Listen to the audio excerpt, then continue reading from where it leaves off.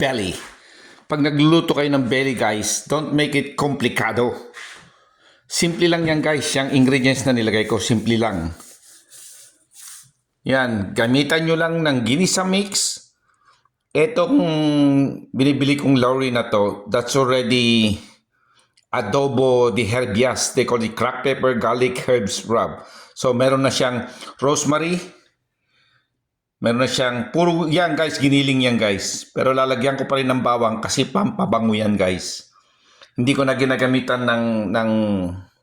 ng sibuyas kasi magsasabaw po yung guys. Mas malasa, mas kakapit sa laman ang kanyang dahon ng sibuyas guys. Yan lang guys. Tapos irarab nyo lang yan both. Yan, ang ginagawa ko, hinihiwaan ko guys. Tingnan nyo, pumapasok yung kanyang seasoning in between meat. Yan ang sikreto niyan guys.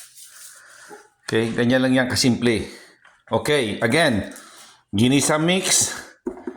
Ito na yung mix na yun with rosemary and garlic. Kaya siya mabango at masarap.